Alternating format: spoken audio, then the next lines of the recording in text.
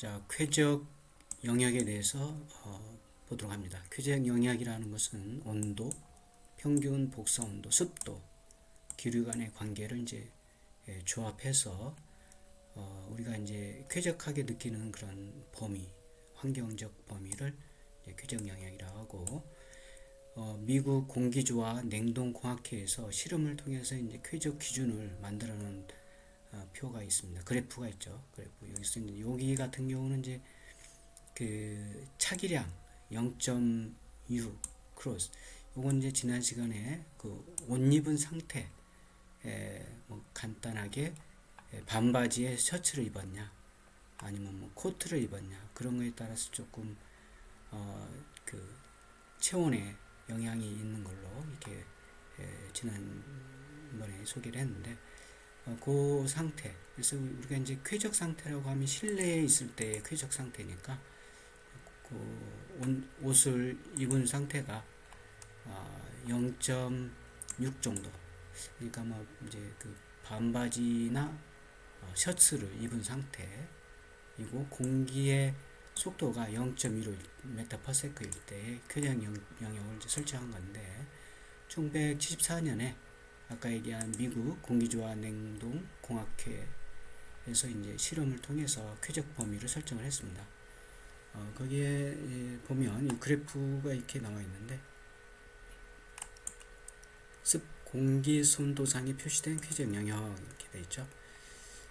그래서 이제 상대 습도가 요게 이제 상대 습도가 돼요. 상대 습도 그 표 그래프 이렇게, 이게 이제 40%가 여기에 해당이 되죠. 이게 이제 상대 습도가 되겠고, 그 다음에 이쪽은 이제 이쪽 축 가로축은 이제 건구 온도가 되는 거죠. 건구 온도. 그래서 여기 30도, 20도씩 이렇게 되고, 그 다음에 이쪽 절대 온도가 됩니다. 절대 온도.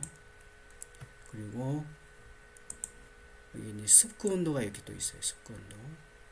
이게 이제 습구 온도죠. 습구 온도 이렇게. 그랬을 때에 나온 것처럼 그 상대 습도가 20에서 60%, 평균 한 40%. 상대 습도라고 하면 아까 얘기한 요거죠. 요거 40%. 그 다음에 건구 온도가 약 22.8도씨에서 25도씨. 그러니까 요게 이제 건구 온도니까 이거 좀 못하고 있는데, 20에서 30도 사이. 그래서 22.8도씨. 그래서 여기 이제 이렇게 가리키는 거하고, 상대 습도가 아까 이게 요 라인이니까 요 라인. 요렇게 놓고 보면 쾌적 범위가 이제 우리가 이렇게 알 수 있는 거죠. 여기 지금 빗금치인 요 부분, 부분하고 요 부분이 이제 되는 거죠. 그래서 요 사이에 있으면 쾌적 범위, 쾌적 영역이다, 이렇게 이제 이해할 수 있다라는 것이 요거 이제 미국 공기조화 냉동공학 학회에서 실험을 통해서 이렇게 이제 표를 만들어 놓은 거가 되겠습니다. 그래서 요걸 이제 사용을 하죠. 사용을 해서 쾌적 영역인지 그런 걸 이제 판단할 수 있도록 하고 있습니다. 그 다음에 쾌적 지표를 하는 게 있는데, 실내의 쾌적 환경에 영향을 미치는 온도, 습도, 기류 및 주변의 그 복사, 주벽의 복사열, 그 실내에 접하는 벽에서의 여러 가지 조합을 통해서 하나의 지표로 표시한 것을 이제 쾌적 지표다, 또는 쾌적 척도다, 이렇게 부르고 있고, 여기 나온 것처럼 실험적 지표에는 이제 유효 온도, 신유효 온도, 그 다음에 수정 유효 온도가 있고, 분석적 지표에는 열 응력 지수, 4시간 발환 예측, 그 다음에 열 응력 지표, 그 다음에 상대 응력 지표, 열 스트레스 지표, 불쾌 지수, 이렇게 그 지표를 구분해서 쾌적 지표를 사용하고 있다, 이렇게 이해하면 되겠고, 그래서 각각의 그 쾌적 지표의 실험적 지표, 유효 뭐 이 내용들은 여러분들 한 번씩 이렇게 쭉 유효지표라는 게 뭐냐. 그래서 유효지표는 온도, 기류, 습도를 조합한 감각지표로서 효과온도 또는 체감온도라고도 한다. 그래서 1923년 미국에서 이 사람들에 의해서 이제 창안된 그런 거가 되겠고, 그래서 상대 습도가 이제 100%, 풍속이 그래서 0일 때 그런 기준을 가지고 이제 만든 게 유효온도가 되겠고, 예, 그 이후에 그 유효온도에 관한 실험 연구가 계속돼서 그 이후에 이제 나타난 게 신유효온도라는 게 나타났고, 거기에 따르면 이제 해발 2134m에서 평균 복사온도, 공고온도가 같고 풍속이 0.2m/s 이하인 실내에서 가벼운 옷을 입고 경작업 시에 비교적 높은 온도에서의 쾌적 범위를 결정하는데 이 신유효 온도를 이제 사용을 하고 있고, 거기에 따른 그 내용들은 요 유효 온도보다는 조금 더 이제 그 현실적인 내용을 이제 반영한 거죠. 그래서 뭐 생리적 긴장 상태라든가 환경 이런 요소들을 감안해서 신유효 온도라는 것을 이제 지표로 삼았고, 그 다음에 이제 그걸 또 좀 쓰다 보니까 수정 유효 온도를 가지고 조금 더 현실적인 그런 부분들을 좀 반영한 게 요 수정 유효 온도인데, 이제 여기 유효 온도는 복사열이 고려되지 않았죠. 그리고 낮은 온도에서 습도의 영향이 과장된 것을 이런 이제 단점이 있는데, 이런 것들을 이제 반영해서 수정 유효 온도를 만들어서 쓴다, 이렇게 보면 되겠고, 그 다음에 이제 또 지표 중에 이제 그 실험적 지표가 아닌 분석적 지표가 있는데, 그래서 분석적 지표는 그 대사에 의한 주위 환경으로서 연료 경로를 축적하고, 그 다음에 환경 요소에 의해 그 영향을 받는 여러 가지 연료 저항을 고려해서 작성한 것이다, 이렇게 보면 되겠고, 분석 지표는 이제 모두 몇 가지가 있는데 서로 다른 열 평형식의 근거를 두고 일반적인 열 평가 지수라고 하기보다는 이제 불쾌감 지수다, 이렇게 볼 수 있고, 그래서 이제 그 지표에 보면 불쾌 지수가 있죠. 그래서 첫 번째 보면 열응력 지수가 있습니다. 그래서 열 대사량, 차거량, 온도, 습도, 기류, 속도의 함수 관계를 습한 공기 선도 위에 동일 응력 선으로 이제 표시한 그게 이제 열 응력 지수가 되겠고, 그 다음에 4시간 발한 예측이 있습니다. 그래서 여기서 4시간은 여기 아까 얘기한 건구 온도라든가 상대 습도라든가 이런 거 이런 것들을 효과를 이제 표시한 게 이제 요 4PSR 이라고 한다, 이렇게 보면 되겠습니다. 4P 네 가지 PSR 이렇게. 그 다음에 열응력 지표, 체온 조절에 필요한 증발량과 어느 주어진 상태에서의 최대 가능 증발량의 비를 열응력 지표다, 이렇게 하고, 그 다음에 상대 응력 지표는 아까 열응력 지표를 약간 수정해서 실험적으로 정의한 게 이제 상대 응력 지표다. 조금 더 현실적으로 조금씩 수정을 해가는 거죠, 지금. 그 다음에 열 스트레스 지표가 있고, 그 다음에 불쾌 지수가 있습니다. 기상 상태로 인해서 인간이 느끼는 불쾌감의 정도를 나타내는 것이다. 그래서 유효 온도의 도표에서 쾌적대를 벗어난 거, 도표에서 이제 쾌적 영역에서 벗어난 그 상태가 되면 뭐 습도가 너무 높다든가 그런 경우 이제 불쾌 지수가 이제 올라가게 되는 거죠. 이게 이제 분석적 지표가 되겠습니다. 6가지. 그래서 좀 숙지를 하기 바라고. 그 다음에 이제 주관적 지각 반응이 있습니다. 주관적 지각 반응, 이제 말 그대로 이제 주관적이죠. 개인별로 차가 있는 거죠. 그래서 자기의 그 건강 상태라든가 생리 상태 이런 거에 따라서 이제 지각 반응이 나타나는 건데, 생리적 반응은 주로 이제 객관적으로 측정한 자료를 근거로 하는 반면에 주관적 지각 반응은 이제 어떤 환경에 노출된 사람이 스스로 평가하는 거다. 그러니까 자기가 이제 그 기분이나 건강 상태, 몸 상태에 따라서 이제 주관적으로 보는 거죠. 그래서 그때 보면 이제 그래도 이제 온열 감각이라는, 그 다음에 불쾌 감각, 이런 것들을 이제 만들어서 주관적이지만 그래도 어느 정도 수치화하는 거죠. 그래서 온열감은 이제 열 감각 기관을 통해서 지각된다. 그래서 쾌적 영역에서는 이제 신경 활동이 극소화되고 중추 신경계의 자극은 최저가 된다. 그래서 온열 감각은 비교적 반응이 빠르고, 환경에 노출되면 약 15분 경과하면 이제 평형 상태에 이루어진다. 환경이 적응한다는 얘기죠. 스티븐스라는 사람에 의해서 이제 이렇게 주관적 반응에 대해서 그런 식을 도출해서 사용을 하고 있다. 그래서 주관적 온열감, 자극, 온도, 상수, K값을 넣고, 그 다음에 32.5도씨가 이제 온열감에 대한 한계 온도다. 하고, 냉감에 대한 주관 반응은 이제 이렇게 또 식을 만들어서 사용을 하고 있다. 그래서 31도씨가 이제 냉감에 대한 체감 온도다. 이렇게 실험 결과를 나타내고 있고, 그 다음에 이제 또 주관적 감각에 이제 불쾌 감각이 있습니다.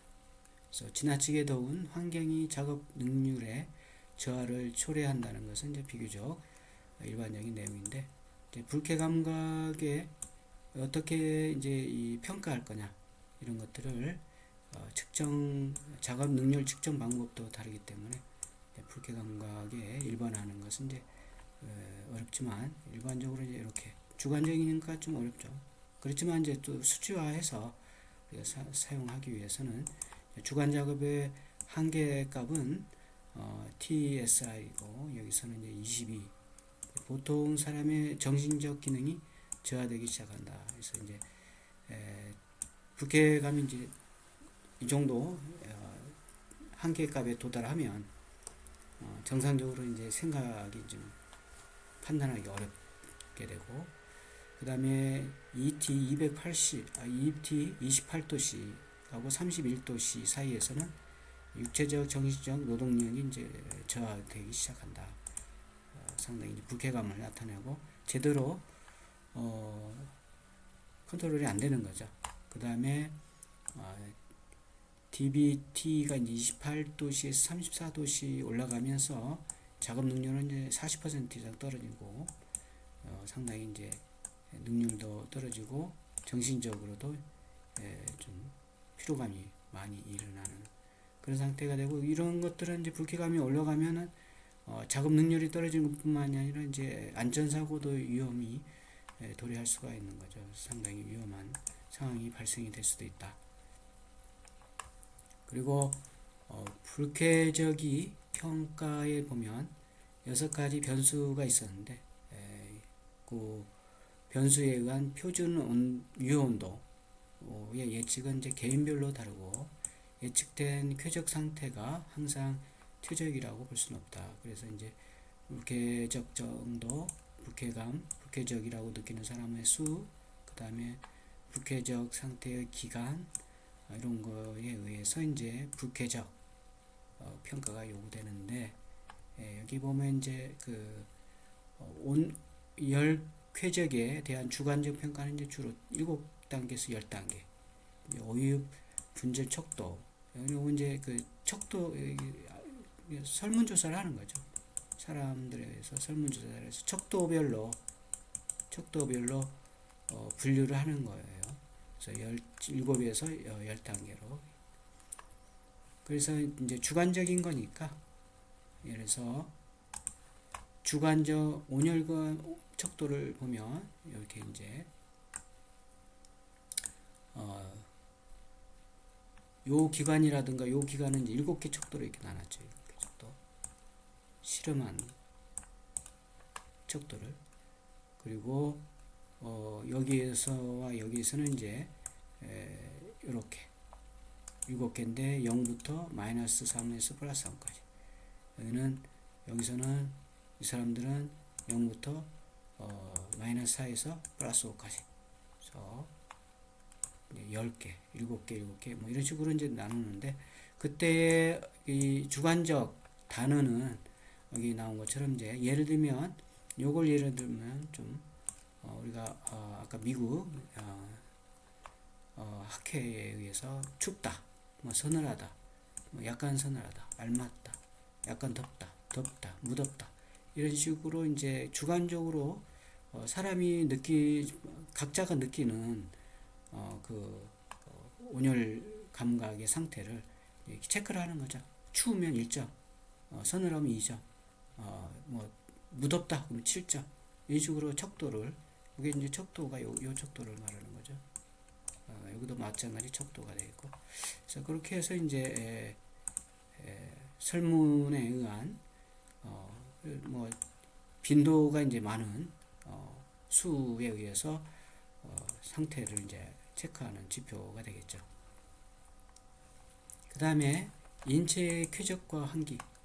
그래서 환기의 목적과 기능이 있는데 실내 환기는 인체의 건강과 쾌적에 직접적인 영향을 이제 미치는 중요한 요소이고 실내의 온, 습도 및 표면 온도에서 이제 그 간접적 영향을 이제 미친다 이렇게 보면 되겠고 그래서 호흡에 필요한 산소의 적절한 공급. 우리 이제 사람이 호흡을 할 때 산소가 필요하니까 환기에 의해서 밀폐되면 안 되겠죠. 그래서 환기가 일어날 수 있도록 해야 되고 그 다음에 이산화탄소가스라든가 그 다음에 수증기량 이걸 이제 제거를 해주어서 쾌적한 상태가 유지돼야 되고 인체 및 실내에 발생하는 각종 냄새 이것도 이제 배기를 해줘야 되겠죠. 뭐 예를 들어서 그 화장실에서 나는 또는 뭐 부엌에서 나는 그런 그 냄새 이런 것들이 환기가 안 되고 있다라고 한다면 그 제실자가 오랫동안 있다고 하면 상당히 이제 불쾌감뿐만 아니라 굉장히 심각한 건강상의 안 좋은 상태가 도래할 수도 있는 거죠.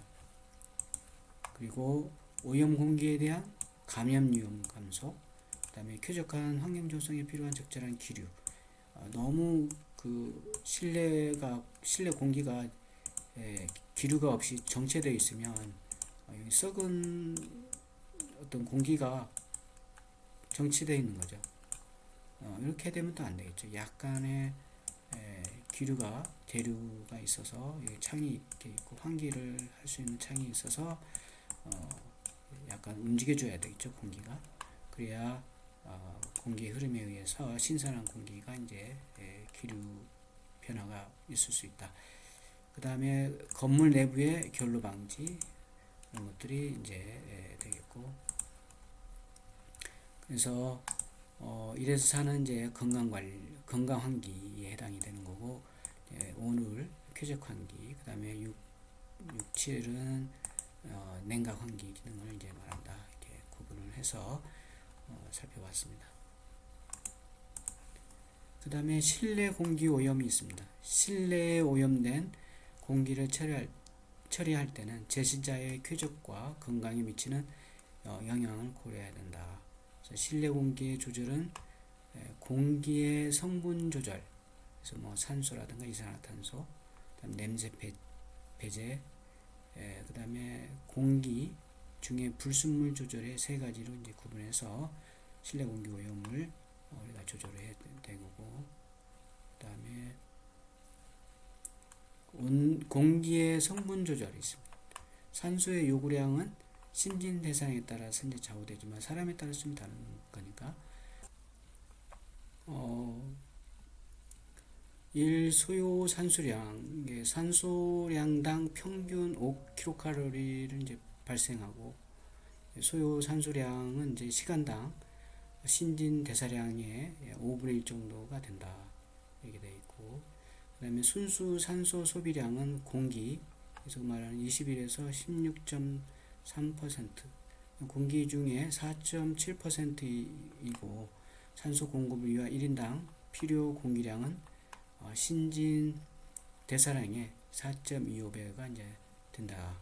그래서 신진대사량에 따라서 이제 공기량, 필요 공기량이 이제 요구된다는 거죠. 그다음에 탄산가스 배출량도 신진대사량이 비례한다. 그래서 시간당 용적량은 이렇게 되고,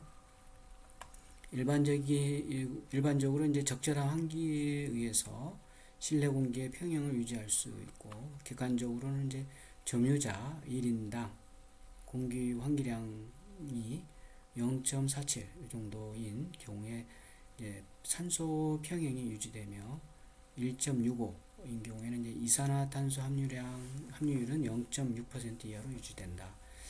이렇게 이제 우리 인체 신진대사에 따라서 필요한 산소 요구량이 이제 요구된다, 이렇게 보면 되겠고, 그 다음 냄새 제거를 위한 환기.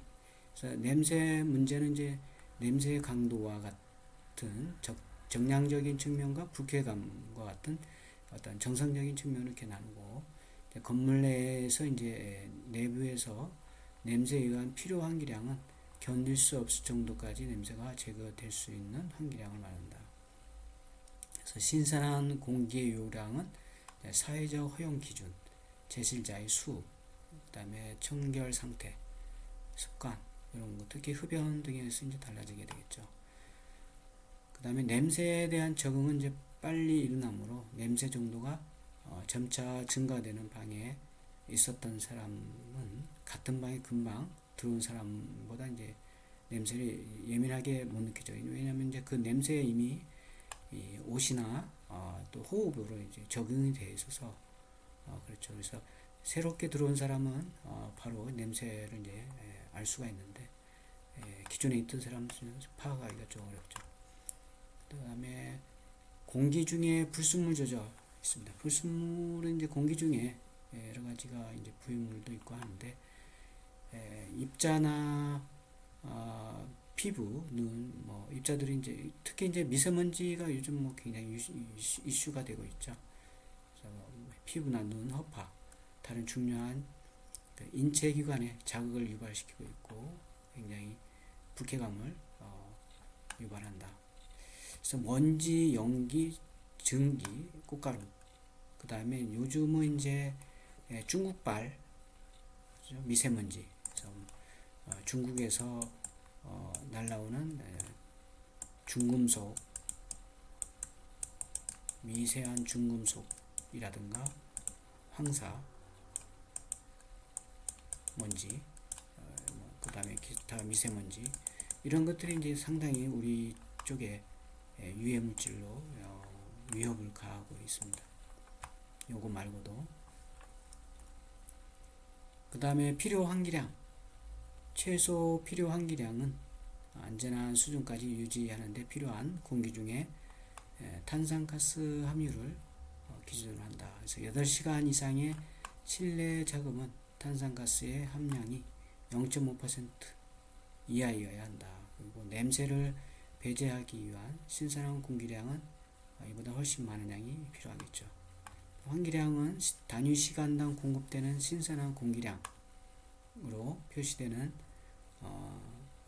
표시되는데, 때로는 1인당 기적으로 규정하기도 한다. 그래서 공장과 사무실에서 1인당 법적 최소 기적은 약 11.5 立方메타이고, 이것은 1인당 4.72 정도 되는 그 공기량이다. 단위 바닥 면적당 1.3으로 규정하고, 주택의 부엌과 변소에서는, 화장실에서는 최소 외기 공기량은 이제 1제곱미터당 바닥 면적의 10 정도의 신선한 공기량이 이제 요구된다. 이렇게 규정이 되어 있다. 그리고 주택 내에 부엌과 욕실에서 특히 많은 양의 환기가 필요하고, 기타 주거 공간에서는 극한풍에 의해서 이제 신선한 공기가 공급된다고 볼 수 있다. 그리고 실내의 탄산가스 농도가 0.5% 이하로 유지되어야 한다.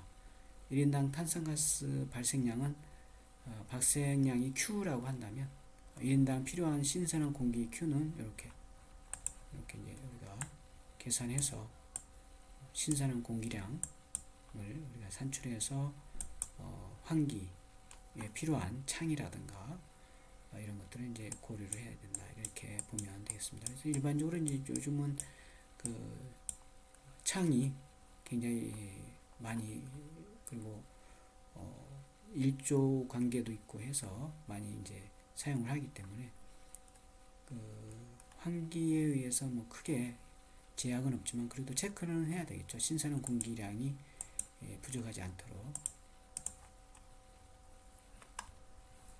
그래서 여기에 이제 Q에 대한 설명이 이렇게 나와 있는데, 뭐 앉아 있을 때 탄산가스 발생량은 약 18 정도의 신선한 공기량이고 1인당 필요한 신선한 공기량은 약 Q는 4, 1시간당 4 입방미터, 300kcal 정도의 신진대사율을 갖는 수작업할 때의 탄산가스 생산량은 약 54 정도, 이 정도 이제 발생한다. 그래서 신선한 공기량은 1인당 1시간에 약 12 입방미터가 필요하다. 작업을 하면서 이제 우리가 호흡을 하면서 탄산가스를 배출하고 또 신선한 공기를 마시기 때문에 그때 필요한 양이다, 이렇게 보면 되겠습니다. 조금 여러분들 기억을 해둘 필요가 있죠. 그래서 아까 여기 필요한 여기 나왔던 필요 한기량 계산하는 거. 그 다음에 이제 열 환경이 인간에 미치는 영향인데, 생리적 영향 보면 인체에 열적 스트레스가 계속되면 작업 능률이 저하되고, 그다음에 체온이 상승해서 이제 상승해서 땀 분비물, 그다음 맥박 이런 것들이 증가하게 되고 생체 리듬에 영향을 미친다. 그래서 단기적 영향으로는 이렇게 열 환경에 단기적 영향으로 이제 기후 순환을 들 수 있고, 단기 순환은 20에서 30분 정도 내에서 이루어지나 내분비 기관 등의 새로운 환경에 대해서는 여기 장기 순환 과정은 이제 6개월 정도 넘게 걸린다, 이렇게 보면 되는데, 표에 보면, 그림에 보면 온도가 인체에 미치는 영향에서 이제 온도계죠. 온도계 쭉 이렇게 올라갈 때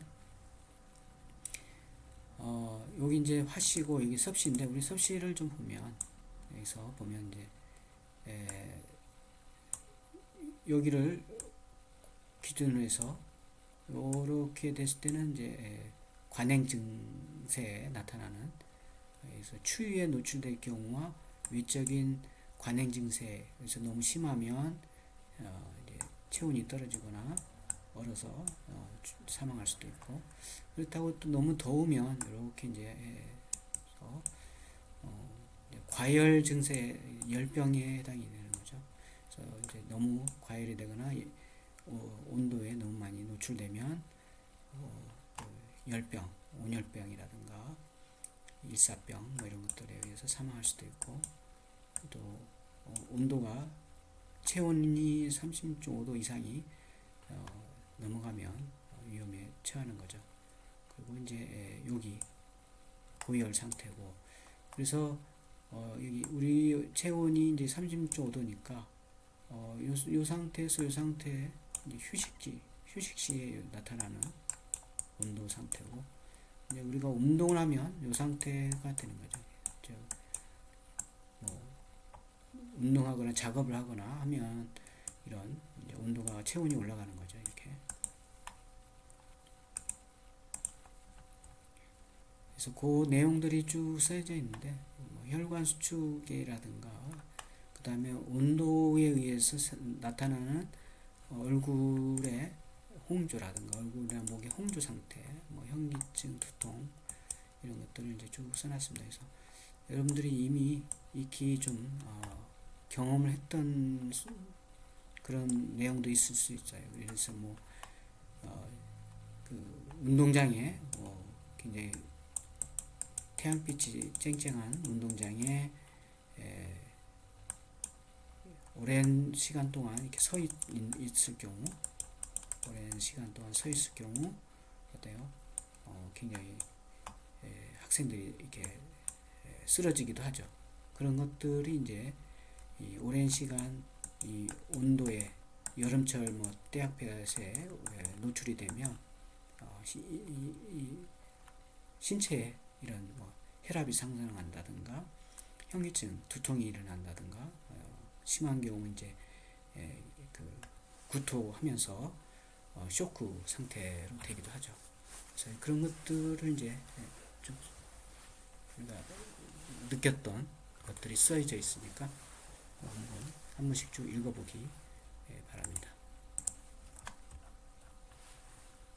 그 다음에 장기적 영향, 그래서 신체의 외소화 현상, 그래서 지구의 열대지방에서 장기적으로 적응한 동물의 연구 결과 보면 신체가 작아지고 가벼워진다. 그래서 이제 사람에 의해서 이제 나타나는 현상인데 추운 지방에 비해서 길어진다. 이런 특징이 열에 의해서 열대지방이냐 어떤 추운 지방이냐에 따라서 동물의 신체적인 특징이 이제 있다 이렇게 보여주는 거죠. 그래서 뭐 경량이고 상대적으로 표면적이 큰 사람은 열 손실 효과가 크다. 당연히 그러겠죠. 이제 표면적이 크니까 열이 많이 뺏겨 나가겠죠. 그래서 이제 그 체구가 큰 경우인 경우 해당이 되겠죠. 북극의 에스키모인들은 이와 반대로 신체 모습을 갖고 있다. 왜냐하면 이제 에스키모인들은 신체가 체적 표면적이 너무 크면 열을 많이 발산하니까 춥죠. 그러면 체온 조절이 어렵단 말이에요. 그래서 에스키모인들이 이제 그런 열 손실을 줄이기 위해서 신체도 그런 신체를 갖게 된다. 그래서 작고 비대한 신체는 이제 열 보존에 유리하다. 작고 체구가 작다는 얘기죠. 그리고 이제 비대한, 그래서 그 열의 추위에 열량을 이제 뺏길 때 보존하기 위해서 비대한 체구를 갖게 된다. 그 다음에 피부색과 수열. 피부색이 밝을수록 이제 태양 광선의 반사가 이제 어두운 색보다 3배 정도 높다. 그러나 피부 질환으로 인한 사망이 이제 높다 이렇게 되어져 있고, 그래서 이제 그 백인들에 해당되는 거죠. 그다음에 검은 피부색은 백색보다 멜라닌이라는 물질을 많이 가지고 있고 자외선의 투과를 방지하는 효과가 있다. 따라서 인체 내부에 생물 세포를 보호하게 된다. 그래서 이제 검은 흑인들이 이제 여기에 해당이 되겠죠. 그 다음에 행동, 그래서 뭐 이렇게 보면 열에 의해서도 그 나타나는 신체적 조건, 동물도 마찬가지지만 사람도 신체적 조건이라든가 이런 게 이제 특징이 있고, 그 다음에 열에 의해서 나타나는 피부색에 의해서도 나타나는 특징이 있다 이런 거고, 그 다음에 더 나아가서는 보면 행동 심리적 영향도 있다라고 되어져 있습니다. 그래서 그림에 보면 21도씨의 그 등원선과 고대 문명 발생지를 이렇게 보면 이게 이제 이 선이 지금 이 선인데 이렇게 주로 어때요? 이 21도씨 선은 이제 우리 사람이 인간이 이제 그 정착해서 뭔가 생활할 수 있는 그런 기후 조건이고, 더군다나 그런 그 여러 가지 문명들은 21도씨일 뿐만 아니라 당연히 온도가 21도씨를 유지하기 위해서는 이 유역, 즉 바다나 이렇게 해변가에 이렇게 접해 있는 거죠. 그래서 육지의 온도와 해변의 온도에 의해서 이제 조절이 될 수 있도록 하는 그런 지역에 이제 문명이 발달해 됐다 이렇게 보면 이런 행동 심리적으로 그런 효과를 이제 나타내고 있다라는 거죠. 한 번씩 읽어보고, 그래서 여기 보면 뭐 바빌론 지역이라든가 그 다음에 잉카, 마야 지역 뭐 이런 것들 의 문명 발상지를 이제 추적할 수가 있고, 그 다음에 열 환경 조건과 건축 공간의 사용. 그래서 열 이제 환경 자극물로서의 온도 조건은 인간의 건축 공간의 사용과 공간 행동에 영향을 미친다. 그래서 이제 열 환경이 굉장히 우리가 이제 어떻게 하면 건축 공간의 열을 적절하게 쾌적하게 뭐 열을 축적하거나 또는 열을 없애거나 하는 그런 난방 이런 부분이라든가 기능 이런 거에 이제 필요한 조건이 되는 거죠. 그래서 열 환경이 건축 공간에 영향을 많이 미친다 이렇게 보면 되겠습니다. 그리고 열 환경 조건과 작업 능률, 작업에 있어서도 열 환경에 영향을 많이 미치는 영향이 된다. 그래서 어떤 작업을 하느냐에 따라서 다 다르다. 너무 추운 작업을 하는, 예를 들어서 얼음 공장 같은 경우는 춥죠. 그래서 열을 보온을 하기 위해서 오히려 여름철에도 옷을 두껍게 입고 들어가야 되고, 반대 이제 예를 들어서 뭐 철광석 철을 녹이는 그런 작업장 또는 유리 공장 이런 데는 이제 덥기 때문에 열을 열환경에 이제 적응이 될 수 있는 그런 환경을 만들고 해야 되겠죠. 그런 거가 되고, 피로와 사고율. 그래서 아까도 얘기했듯이 이제 열환경이 이제 조금 불쾌감이 높아지면 안전사고 위험이 있다 이렇게 보면 되겠습니다. 그래서 그런 내용들.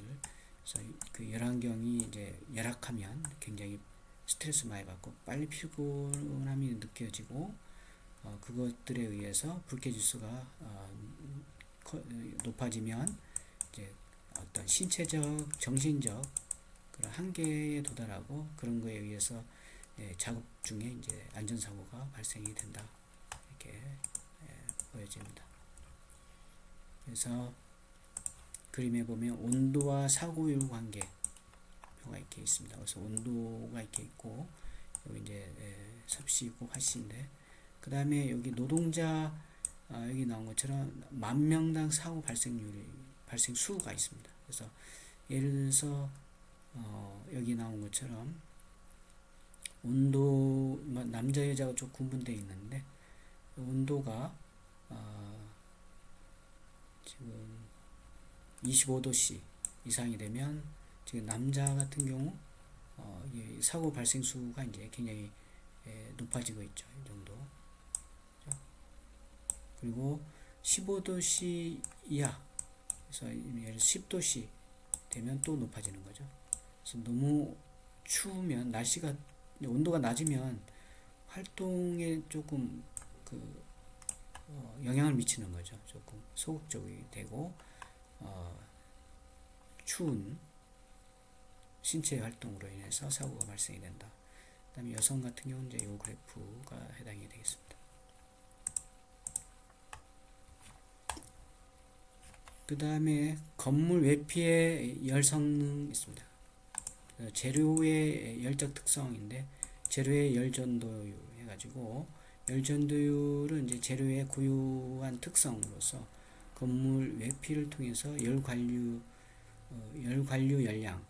관류량을 이제 계산하는데 중요한 매개 변수다. 이건 우리가 이 앞전에 우리가 이제 한번 열 관류를 할 때 얘기를 했을 텐데, 그걸 참고하면 되는데, 이제 각각의 재료에 대한 열 전도율을 이제 이렇게 소개를 하고 있습니다. 그래서 100mm 두께의 성형 콘크리트일 때의 열 전도 저항은 이렇게 1.4분의 0.1 정도 된다.